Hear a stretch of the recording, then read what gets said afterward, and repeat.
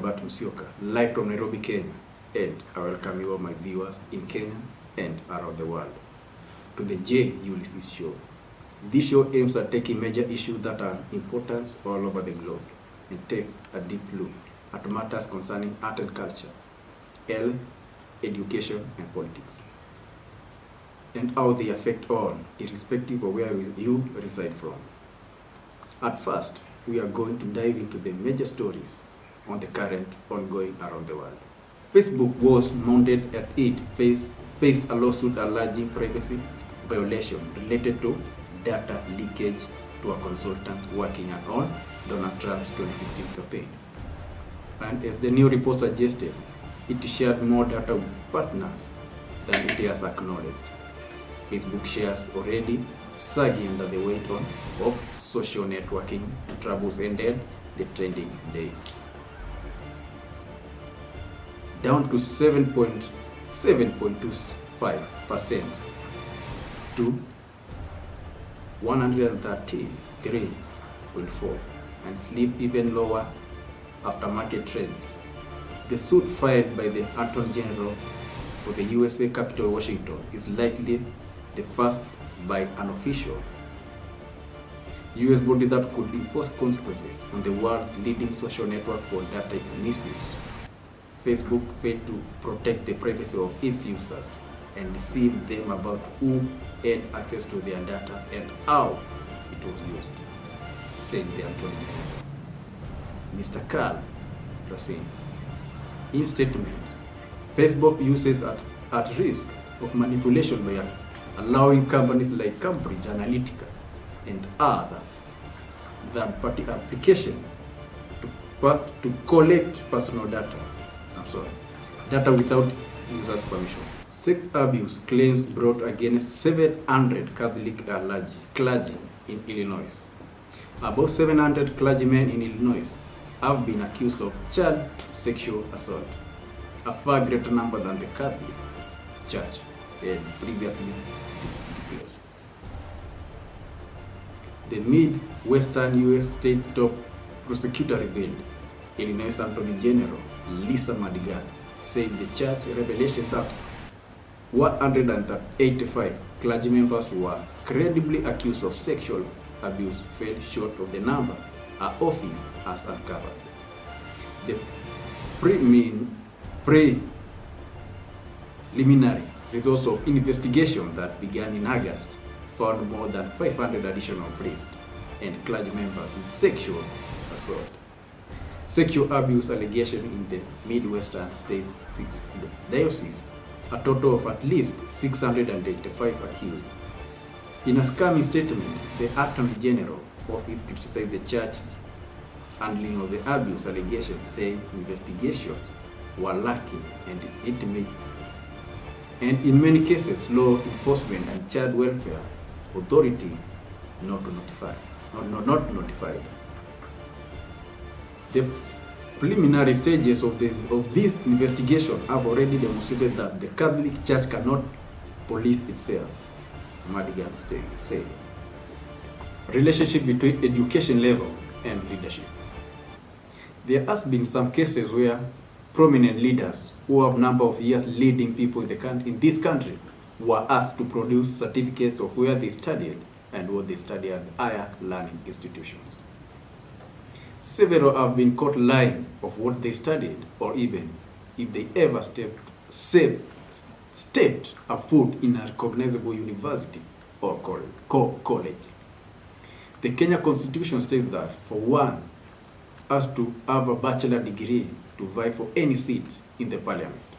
Education Cabinet Secretary Fred Matiang'i has said the law requires Kenyans to have a degree in order to vie for gubernatorial position should be scrapped. Matiang'i said the requirement is leading to rising cases of forgeries and falsification of academic papers among Kenyans. Kenya should emulate the United States, which does not have requirement, said the CS.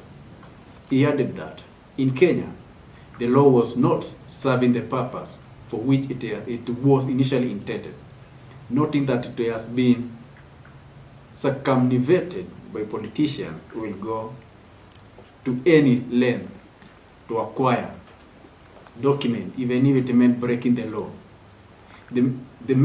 He made the remarks, I beg your pardon, while addressing Kenya living in Boston. He went further to state that hapa USA kuna requirement na degree ya kuwa governor hakuna. Why don't we remove the law in Kenya?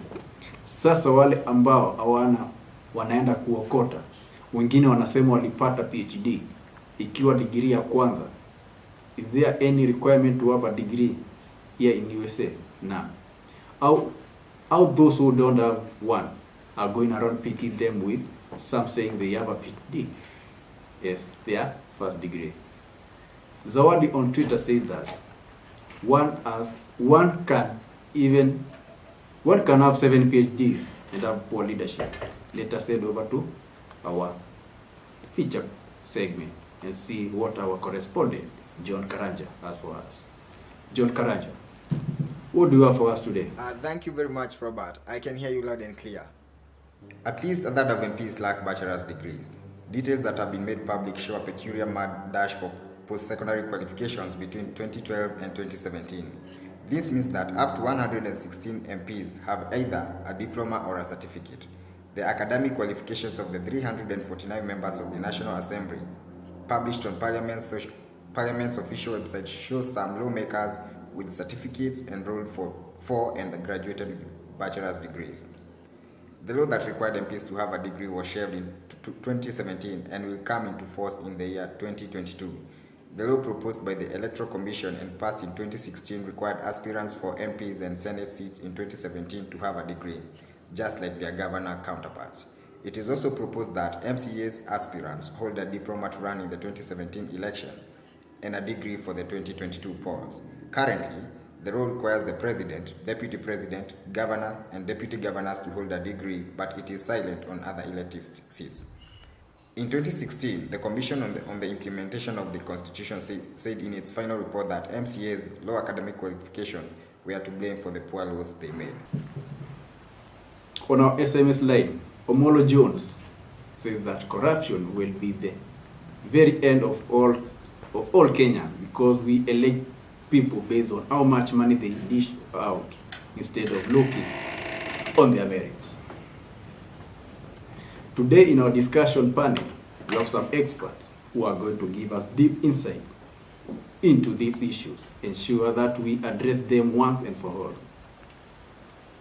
With me here are 3 gentlemen. With me here, we are going to have them give their insights one at a time. We are going to begin with Esbon Owila, a political analyst by profession. Another panelist in our show today is Paul Ogola, DCF chair. Final, not the least, we have Katum, a student leader. Welcome. Thank you. Yeah, and my first question is that the Constitution requires that for one to vie for the major political seats in Kenya, you should have a degree. So what's the relationship between the leadership skills and one's education level? Well, I think leadership is a function of both. Yeah, that there is some element of leadership that is from training, and there is some element of leadership that is just inborn. That you are born a leader, and you have the qualities with or without education. And from what I see it, I don't think you need, any educational requirement, for any leadership position. As a Christian, I know that leadership is God-given, and God cannot put you in a situation that He can't see you through. Mr. Paul, what's your take on this issue? Thank you so much, Robert, for the same question. There's actually a concern that raises eyebrows across the country, if not across the world. What I know, I would like to give you this example from the Bible, that there are audience that Timothy was able to engage, and there are also audience that Paul, the apostle, was able to engage. Paul was able to engage all the audience across the academic giants and the law thinkers, because he was schooled as a leader of his time. Timothy was not that schooled, and therefore his engagement towards his audience was limited. And according to today, I've sat under leaders who are well schooled, and they are not what it takes to lead. And I've also sat under people who are never schooled, but their leadership skill is at par. I think it is just the basic requirements. Just the same thing as when you are joining for a certain program in a university. You should have achieved a certain level of a grade, which for our country, most of the cases is C+, for you to join a degree and so forth. And therefore, I'm trying to relate the two.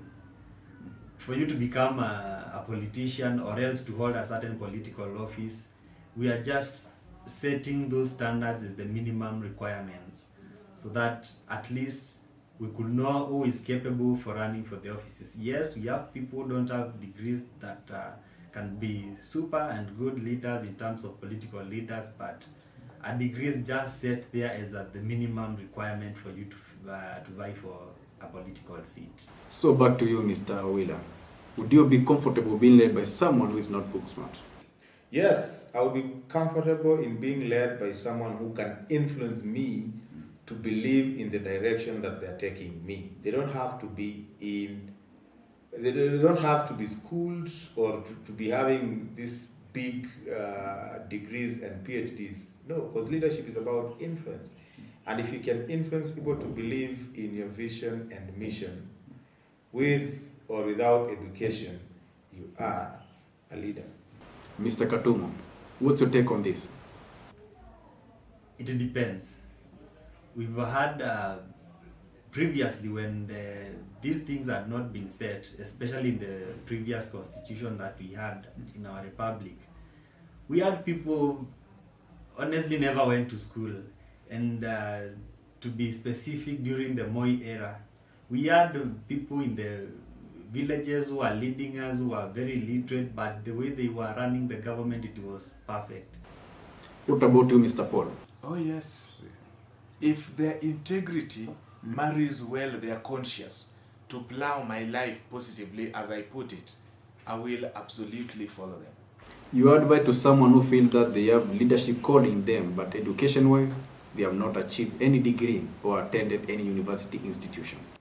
Well, I think it's unfortunate that we find ourselves in that situation, because there are a number of people who have a lot that they can offer in terms of leadership, and because of the requirement that to me does not add a lot of value, these people are forced to go through very funny means, to get the purpose. But I think if you are to ask me, it doesn't make any sense to force people who have demonstrated enough leadership acumen to get papers.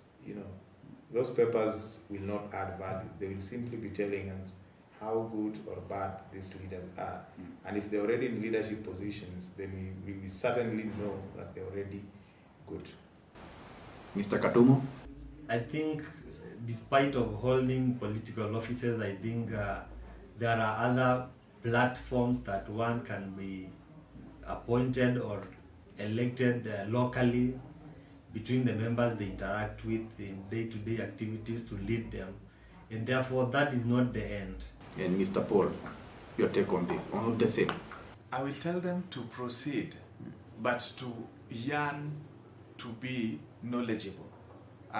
It's not bad to desire leadership, but what my concern is, do not aspire leadership if you are not called, because you'll die before your time. Well, I believe this panel has given us proper insight on the situation on the ground and how we could possibly bring this issue to an end once and for all. Leaders are chosen by God, and He qualifies those He calls. The Independent Electoral and Boundaries Commission in 2011 made sweeping proposal to the Elections Act to make it mandatory for MPs and MCA to have a degree in 2013 general election.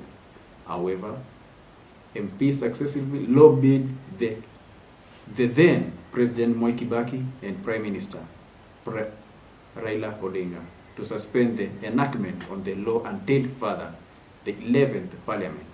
MPs in this 10th Parliament changed the law at the last minute before going to the polls and lowered,